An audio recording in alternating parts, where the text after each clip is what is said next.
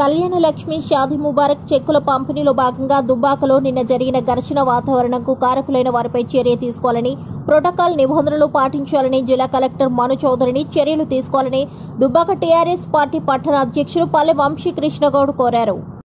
ఈ రోజు దుబ్బాకలో జరుగుతున్నటువంటి ప్రభుత్వ కార్యక్రమం కళ్యాణ లక్ష్మి షాదీ ముబారక్ చెక్కుల పంపిణీ కార్యక్రమంలో అధికారికంగా జరిగే ఈ కార్యక్రమానికి చెరుకు శ్రీనివాసరెడ్డి అనే వ్యక్తి కాంగ్రెస్ పార్టీ నుంచి పోటీ చేసి డిపాజిట్ గల్లంతైన కాంగ్రెస్ పార్టీ అభ్యర్థి దౌర్జన్యంగా జులుంగా స్టేజ్ మీకెక్కి కూర్చొని స్టేజ్ పక్కనే కూర్చోవడం వల్ల ప్రోగ్రాం డిస్టర్బ్ చేయడమే కాకుండా దుబ్బాకలో పార్టీల మధ్య వ్యక్తుల మధ్య విద్వేషాలు రెచ్చగొట్టే విధంగా చేస్తున్నటువంటి చెరుకు శ్రీనివాసరెడ్డి చర్యలను మేము ఖండిస్తున్నాం.